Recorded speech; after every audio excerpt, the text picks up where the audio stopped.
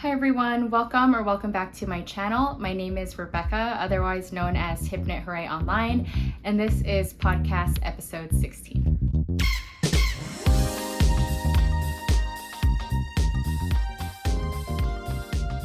So in this podcast episode, I have one finished vest to share. I have casted on a few of my fall knitting plans, and I have progress on a few of my whips, so excited to share those. And I have some acquisitions at the end as well. So we can just jump straight into finished objects. I have my honey vest here, which I am so happy to have done. I think maybe many of you are glad to probably never see this again because I've been talking about it for 6 months, but yes, I finished my honey vest, which is a pattern by Wool and Beyond. So with this vest, it's definitely been a process. I cast this on in April, thinking that it would be the garment that I wear to Knit City. I didn't end up going to Knit City, and I find it hilarious that I thought I could finish this vest in 5 weeks in time for Knit City because it took me 6 months. Granted, it wasn't my main whip, so I wasn't working on it a lot at some points, but it did take me a very long time because I had a lot of challenges while knitting it. So in terms of the yarn that I used Istex Plutolopi in the shade light beige for the main color of the honeycomb brioche. The background color I used Artfil MericanaDK in the shade copper. You can kind of see it a little bit better here. And then for the finishing, I used Mominoki Finnwool in the shade milk tea. So I usually wait to talk about the yarn. I talk about my thoughts on the garment first, but I think the yarn really shines in this project, or it's very relevant. So I'll just get into it now since I'm already talking about it.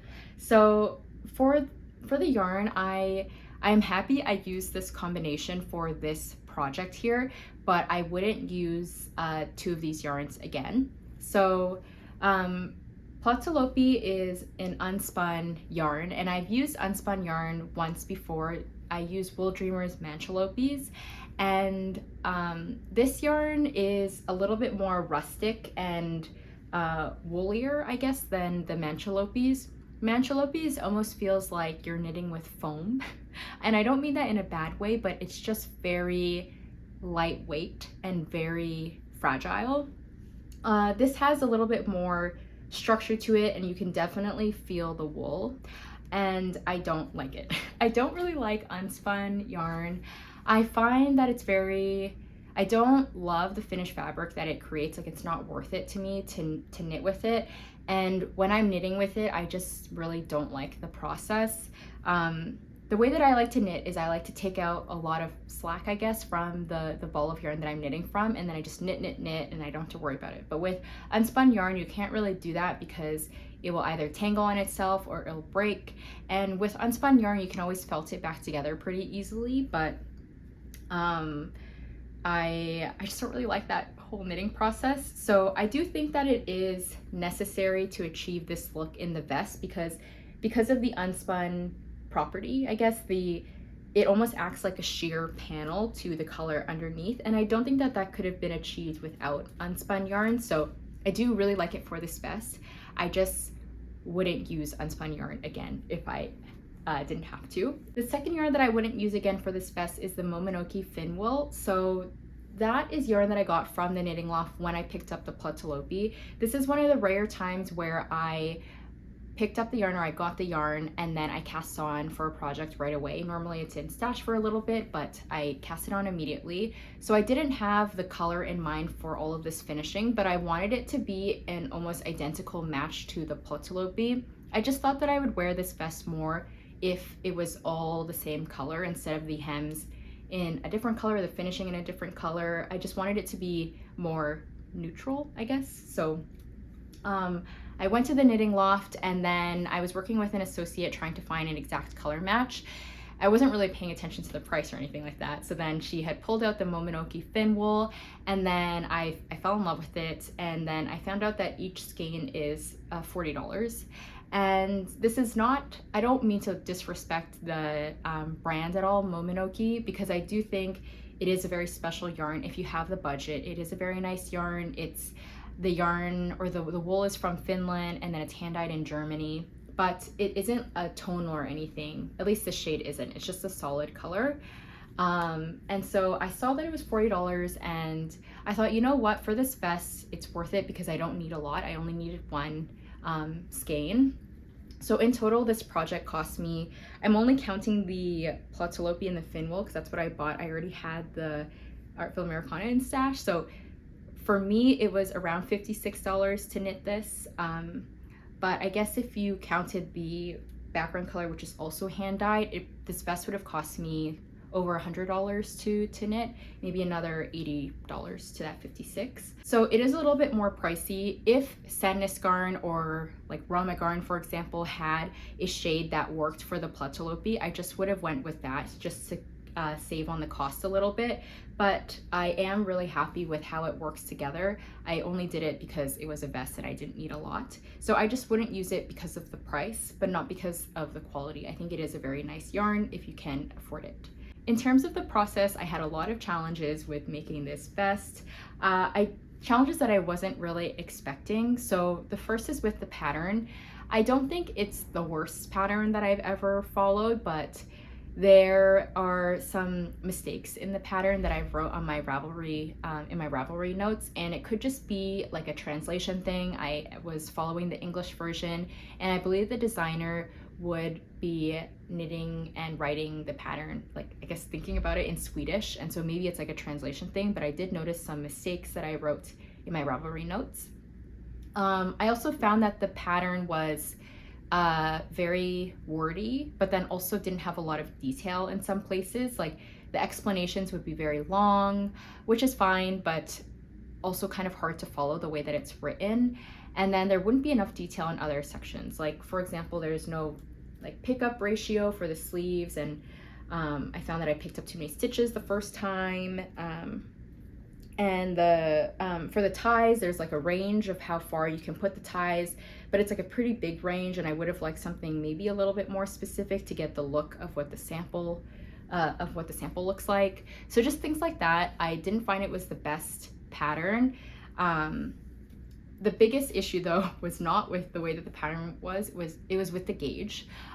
So my gauge was very off. The vest is supposed to be knit with 3mm needles. I had to size up to 3.5mm needles, and I still wasn't achieving gauge.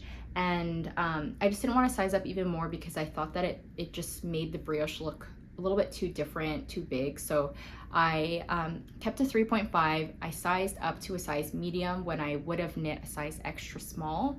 And even then, it still wasn't fitting. It still would have been too small. So I had to frog back this vest multiple times, the back panel. I had to frog the front panels, which is hard when you're working with unspun yarn because it's so fragile. So I had to frog back those sections in order to add additional decreases. Again, I've put all of the modifications that I made on my Ravelry notes.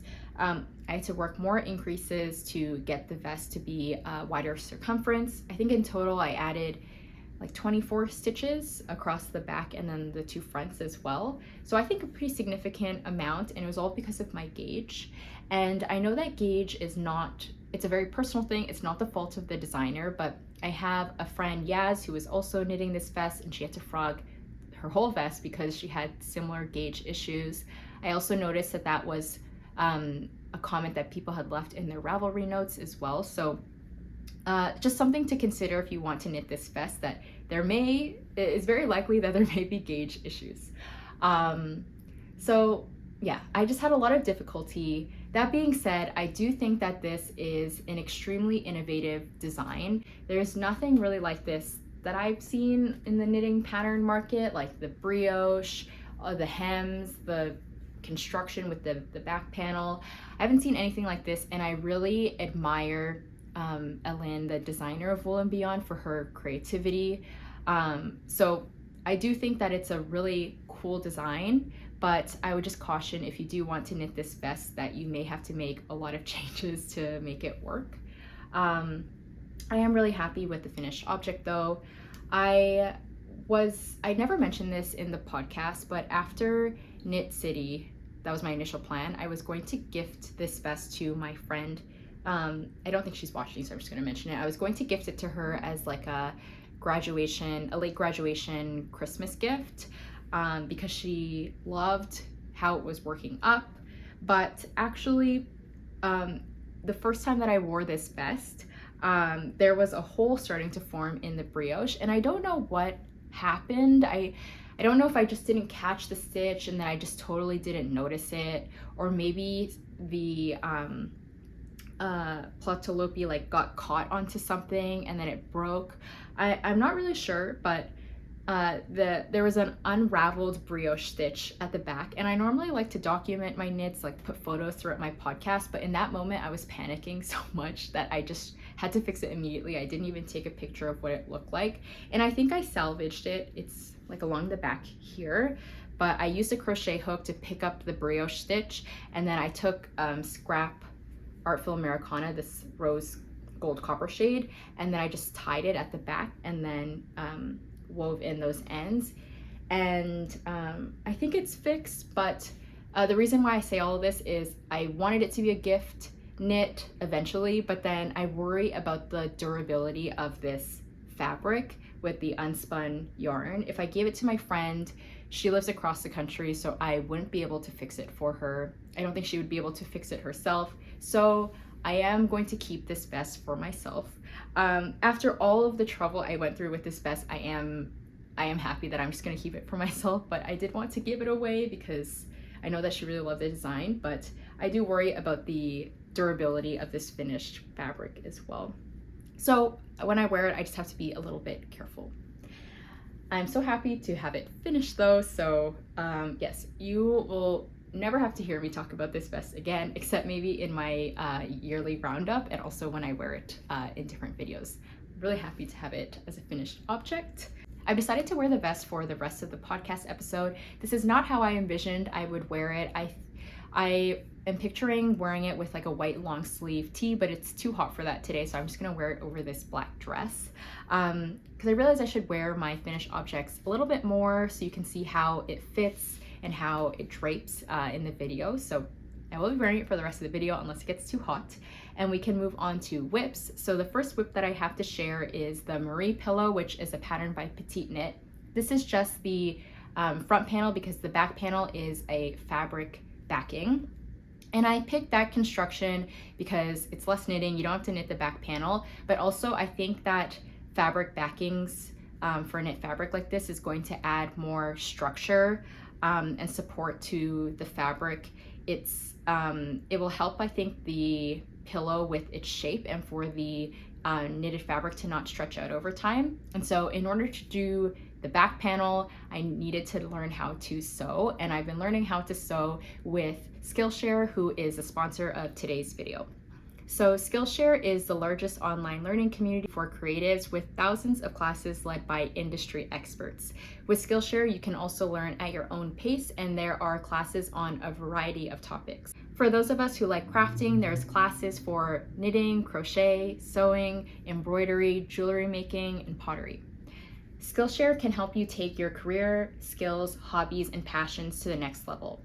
I recently took the foundational sewing skills class, and this class went over all the fundamental skills of sewing, such as setting up your own machine, learning basic seams and stitches, and how to press and hem your fabric as you made your own zippered bag. This class is the first of 4 classes in a learning path called Sew Custom Clothing from Scratch. So with Skillshare, you can take these individual classes, but you can also take the class as part of a learning path.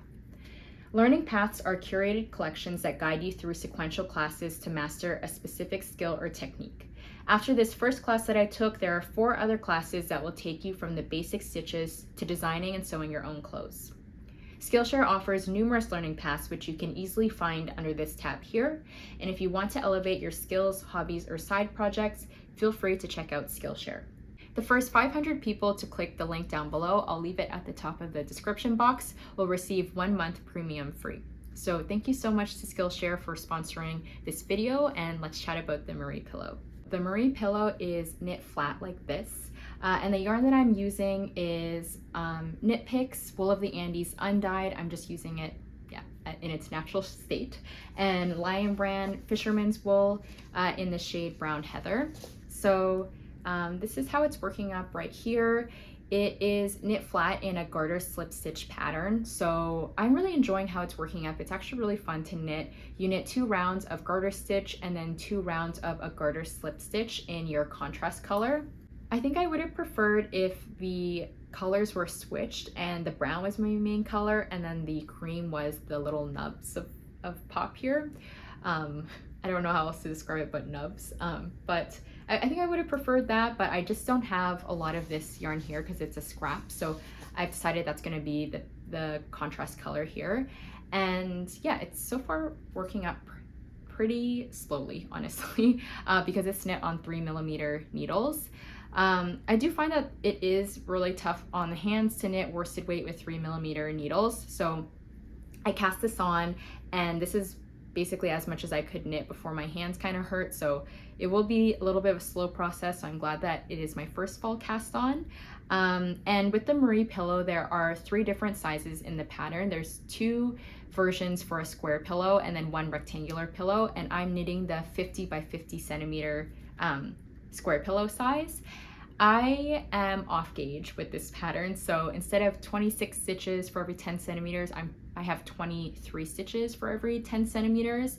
And so I realized that I ended up needing to recalculate the number of cast on stitches for this pattern to fit my gauge. So if I'm being honest, I don't know if this pattern is entirely necessary. It's a very, very straightforward and very short pattern. So yeah, if you can sit down for 20 minutes, knit your gauge swatch, and then calculate the sizing, I'm pretty sure you could probably figure this out on your own. I didn't though. For me, I'm just going through a bit of a busy and stressful period at work, and so knitting for me lately has really been focused on relaxing and just focusing on my mental health. And so I thought at the time it was worth the $6 to pay it, so I didn't have to calculate all of that. I ended up needing to. I don't regret it per se, because there are still instructions for sewing in the lining and things like that. But I do think it is a very simple pattern, the slip stitch here. So I am enjoying how it's working up. It will be a slow process, but this is my first fall cast on. The next whip that I have to share is a late summer knit cast on, and it is my Cumulus Tee, which is a pattern by Petite knit. So the Cumulus Tee is a top-down raglan short sleeve. I am extending my sleeves on this version to be long. So the yarn that I'm using is Illimani Sabri, and I think at the time of my last podcast episode, I was still on the body. So I finished knitting the body, I cast it off, and then now I'm working the first sleeve. I already knit a few Cumulus Tees before. This is my 3rd Cumulus Tee, and so I wanted it to fit like my second version, which is more cropped, but just extend the sleeves as much as I could, because I have an additional 50 meters of this yarn. So I knit the body to the same length. I knit to 24 centimeters before casting off, and then the I-cord bind off adds an additional, I don't know, like ½ centimeter to it, so very, very cropped. For the cast off, there are decreases that are integrated into the I-cord, and for my second version, I didn't do that because I thought that it would cinch in the fabric a little bit too much and almost create a little bubble, and I chose to leave them out. But after a year of wearing that Cumulus Tee, the bottom is starting to kind of flare out. So for this 3rd version, I realized that yes, I should listen to the pattern, and so I integrated those decreases, and hopefully that's going to help it from stretching out over time. And I wrote down how much yarn that I used for the tee, because I'm not really playing yarn chicken, but I want to make sure I have enough yarn for the sleeves. So for the body, I used 128 grams or 512 meters, and I now have 72 grams or 288 meters of yarn for the sleeves. And I have a yarn scale, or it's not a yarn scale, it's a kitchen scale, but I use it for yarn, so I can know exactly how much it takes to knit the first sleeve and make sure I have enough for the second. So I am using my yarn scale to weigh that carefully to make sure I have enough. And the way that I've been doing this sleeve here is I've been doing decreases, but not at an equal rate. So I've been switching the decrease rate every 3 repeats. So I've been decreasing every 12 stitches here, then every 10 stitches here, every 8 stitches here and then every 6 stitches down here. And that's creating, I think, a nice taper. I actually knit this sleeve already one time, and I was decreasing every 6 stitches, but I just didn't like how it was fitting on my arm. It was really tight at the top, but then it was getting really loose here because of the rate of decreases. So I ended up frogging it back and then changing it, and I like the fit a lot better now. So I am confident that I can make this full length because I think I still have about 8 grams left, and I am like about here on my arm. So I think I can extend the sleeves. So I'm almost done with this tee. It's going to be a finished object soon. It's a very straightforward top-down raglan tee, but it is the other 2 versions that I have are some of my most worn summer knits, so I'm excited to have this one done. And then my next whip that I have to share is also a late summer knit, and it is my last summer knit. It is the Barco Bolero, which is a pattern by Sofie Sorensen. So the Barco Bolero is a top-down, very, very cropped sweater. It's a bolero. I'm knitting it with 3.5mm needles, and I'm using Loops and Threads Cozy Wool Merino in the shade black. And I'm knitting the size extra small. So I think I had just one of the panels. The front and the back panel are worked identically to each other. You cast on here and then you work a certain section here for the panel flat, and then you start working short rows along both sides to create this pretty sloped curved hem at the bottom. And for the cast off, you're supposed to cast off loosely in knit stitch, but I was not very confident, or I am not very confident with this yarn here. I just don't think that I can block it to not curl too much. So I decided that I wanted to modify the cast off for this bolero. I was initially thinking of doing a 1x1 rib bind off, but I think that could stretch out over time, and so I ended up doing a 3-stitch I-cord bind off. I didn't size down the needle. I also didn't work any decreases in it. I just bound off by casting on 3 extra stitches and then doing the I-cord.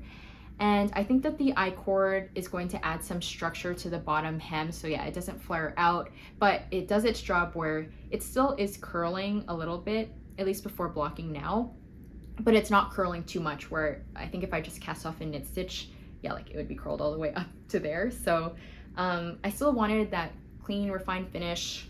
It's hard to tell even with black, but I wanted it to be quite simple, so I am happy with this I-cord bind off. And then now I just have to Kitchener stitch and seam this top shoulder seam closed on both sides, and then pick up stitches to work the sleeves. So not that much to go.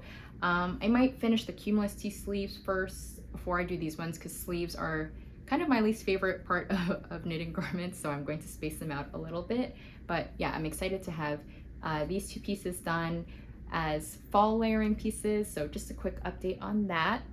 And the next whip that I have to share, I meant to share earlier after my Marie pillow, because it also is a fall cast on, but I forgot, so I'll just share it now. And it is the Peacock Cardigan by Lynette, or Len Home Samso. So this was part of my fall knitting plans. I haven't changed the yarn choice at all from that video. So I'm using yarn from Omomo, which is a Japanese department store. It's kind of like a home goods product store, but they have a crafting section, and I tried to translate the label, but I still can't figure out what the brand is. It's not really clear to me, at least in the Google translated picture, but it is 100% undyed wool. And it comes in very small balls. It's sport weight, so 300 meters for every 100 grams, but it comes in 25-gram balls, so 75 meters in each one. And then I'm using Knitting for Olive Soft Silk Mohair in the shade Hazel with it, and I really like the dimension that this creates because the mohair is a little bit darker compared to this wool here.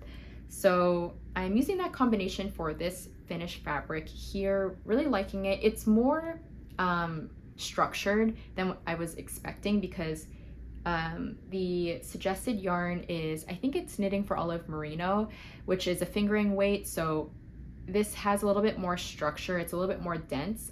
I thought it would still be fine on 4mm needle. I think it should be okay. It's a higher crew neck, and so I do think that having a thicker fabric, more structure, will help it from falling down the collar. So we'll see how it goes. I'm going to continue knitting it, but if the fabric is getting a little bit too dense for my liking, I may frog it back and then just use the sport weight wool. So I don't know. I'll see as I continue working the yoke because I've just started it. So the Peacock Cardigan is a top-down round yoke cardigan that transitions into raglan increases before you split for the body and then the sleeves, and those are worked in stockinette. The yoke is this lace pattern. But I saw in Florence's podcast, Handmade by Florence, when she knit the Peacock Cardigan, she did a reinforced crochet seam, I guess, along the top of her neckline, and I saw in a few Ravelry project notes that the neckline tends to stretch out because the way that you cast on this cardigan is you cast on in a tubular cast on, you work the 1x1 rib, and then you start working the lace motif, and then as you're wearing it, it just tends to stretch out the neckline. And so I'm doing what I did for the wave sweater, if you guys remember that from a few months ago. That's still a languishing whip, it's in hibernation, but for that sweater I cast on with a long tail cast on to create a little bit of a stronger seam at the top so it wouldn't stretch out. So I did the same thing here. I actually cast on with the long tail cast on with 4mm needles, which is the size you knit the body with. But I realized once I cast on with the 4mm needles, the neckline would be really wide. So I frogged that, and then I cast on with 3mm needles, which is the needle size that you use to knit the neckband. And it just cinches everything in. So I cast on with 3mm needles. I knit one round with the 3mm needles before I switched, and then I started working the lace motif right away. So now I have to pick up stitches after to work the 1x1 rib neckband, and I prefer that as well because I find whenever I cast on with a tubular cast on, it's never that neat, and I prefer doing a tubular bind off. So I prefer that anyways, but it is one extra end to weave in. So yeah, I'm happy with that modification, and now I'm onto the lace.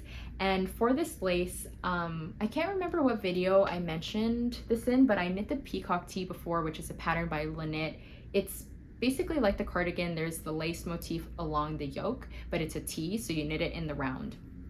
And I mentioned in that video that I always found that whenever I got to the end of the round, I realized that I messed up the lace motif repeat because I was never where I was supposed to be when I ended the row. And so someone had suggested that you put stitch markers here to mark each lace repeat, and so that has been helping me so much to keep track if I'm on the right track. If I don't end at that stitch marker with the right stitch or the right type of stitch, then I know I've already messed up. So that has been so helpful. Thank you to that person who left that comment. But I still am finding this lace work to be a little confusing, not gonna lie. I know that the feather and fan is supposed to be a more beginner friendly lace motif, and I've knit it before, so that's why I'm surprised that I was having trouble with it. But I think it's because in the pattern there is the chart that shows the lace motif, and there is a section that shows the repeat, and then there's an end stitch. And I wasn't really sure what that end stitch meant. I thought that, in hindsight, it's like, I don't know why I was thinking that, but I thought that that was part of the repeats because I thought that the lace work would be symmetrical. When I knit the Peacock Tee, the lace was symmetrical. For example, you would start each repeat with 4 purl stitches, you would end the repeat with 4 purl stitches. And that is not the case with the cardigan. It is not symmetrical, or it's not mirrored. So for example, for a row, you would start with 4 purl stitches, and then you'd end that repeat with 3 purl stitches. So that was kind of confusing me why it wasn't the same as the Peacock Tee. I couldn't understand, so I added that end stitch to each repeat, then it wasn't lining up. So I realized that that is just at the end of the whole work, the end of the row. And then it all started working out. Another thing that was causing me a little bit of confusion is this is knit flat, so you work the lace chart forwards, and then as you're working the return row, I guess, you're reading the lace chart backwards, and then because it's not symmetrical, you just have to pay attention to what it actually is backwards. So that has also been causing me a little bit of trouble. I did have to frog back some rows because I just wasn't thinking about that, and I wasn't sure why it wasn't lining up, but I was like, oh yeah, when you knit lace flat, you're reading the lace chart one way and then you're reading it the other way on the way back. So I think I got a handle on it, and these stitch markers have been really helping me. So yeah, I am going to continue knitting this lace, and then I figured once I get this lace out of the way, then it'll just be some nice relaxing stockinette. And I know in that video, my fall knitting plans, I said that I was going to cast on the Kutar wrap cardigan first over this cardigan as my first garment, or even as my first fall knitting plan. I've cast on these other two projects because I have two light gray whips going on at the moment, my Cumulus Tee and my Jenny Jacket V-neck. I didn't want to add another third light gray whip, so that is coming later. I am going to cast that on, but yeah, I decided to start on the Peacock Cardigan first. And so far it's been a really fun knit, and I'm glad that I am expanding into some lace knitting as well.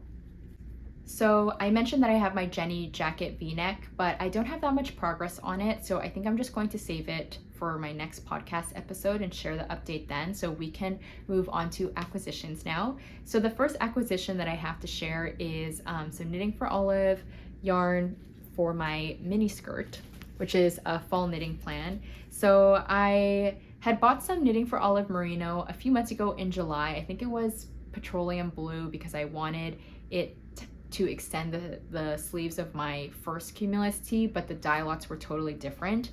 And so with this one, this merino is also 2 years old, but I figured with it being the black shade, it's the shade Licorice, I figured that it couldn't be that off, right? But it is kind of a little bit different. I don't know if it's going to pick up in camera. I also don't want to show this merino too close because it's so dusty. But when I see it like this, there is a little bit of a difference between the merino. This is the one that I just got, and then this is the one at the bottom is from my yarn stash. And I do think that there is a little bit of a difference. Maybe I won't be able to see it as I knit it up, but this kind of changes things when I saw it. But maybe I can still make it work. So I have enough yarn to make a mini skirt, but if not, I'm sure I can find two separate projects, which maybe wasn't the intention, but to find two separate projects for this merino. Can never go wrong with some black fingering weight wool. So I have this merino as an acquisition, and the next acquisition that I have to share is actually gifted by Uknit. So Uknit is a local yarn store to me in Toronto. That's actually where I got this Knitting for Olive merino from, and I got it during their Labor Day sale, so I can't return it, so that's why I also have it. But Uknit is a local yarn store to me, and they reached out to me asking if I wanted to review Claudia Quintanilla's latest book, Memory Lane. And I thought about it, and I don't know if I would enjoy doing a book review. It's not really, I don't know if I'd be very good at it. And I know that there's other creators that already do this very well. And so I proposed instead that I just knit one pattern from the book. I asked if I could look at the patterns, and then if I liked one of them, then I would knit that one pattern and then talk about my experience. And then they said that they love that idea and that they would gift me the yarn. So since Uknit is local to me, I said I would go pick it up instead of them shipping it to me. And I had some help from my boyfriend's mom, who is an artist, because the pattern that I'm knitting is the Aureliano. I'll put a picture of it here, and it is a color work design from the book. The book has, actually, maybe I should talk about the book first. The book, Memory Lane, has 19 different designs, and they are more like feminine and dainty and romantic than my typical, I would say, style. But the color work and the lace designs in this book are right up my alley. I really like how they look. I'll put pictures of them here. But the book really focuses on embellishing your knits. So there's beaded embroidery, there's beaded lace work, There's lace collars, yeah, there's lace work, color work, really fun techniques to try, and I really like the color work designs.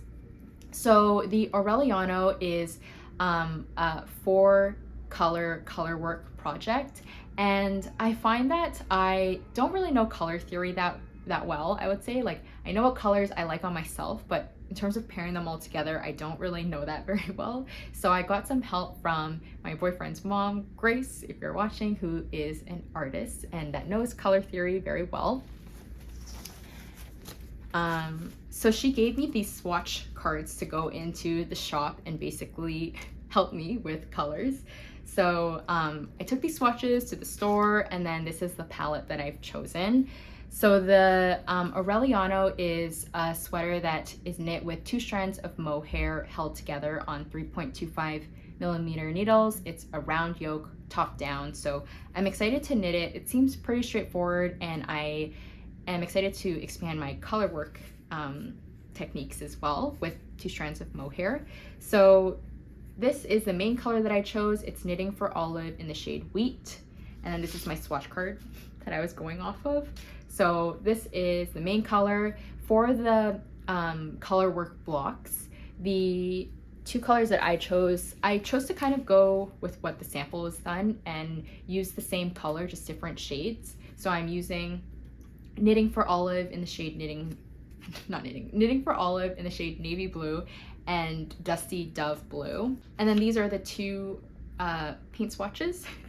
The blue is a little bit different, but I just couldn't find anything like this that looked kind of like that. So hopefully this also works. And then for the bows, I wanted to go for a rust. So I'm using Gepard Kid Seta in the shade 1007. I also think this palette is kind of festive as well with the rust. So I am excited to knit this sweater over the course of the fall knitting season and then have it ready in time for the holiday Christmas season. So thank you so much to Claudia and the unit team. Thank you so much to all the associates there who were so helpful in helping me pick out these colors. Yeah, I'm excited to knit that sweater. So that is everything that I have to share for podcast episode 16. Thank you so much for watching. Thank you so much if you reached this point in the video. If you reached this point in the video and you liked it, please consider liking the video. Please subscribe if you haven't already and you want to stick around to see the progress on all of my knits. I am ready to wrap up all of those late summer knits. So hopefully in my next podcast episode, those will be some finished objects that I have, and I can continue working on my fall knitting. So that's all I have to share today. And until my next video, happy knitting.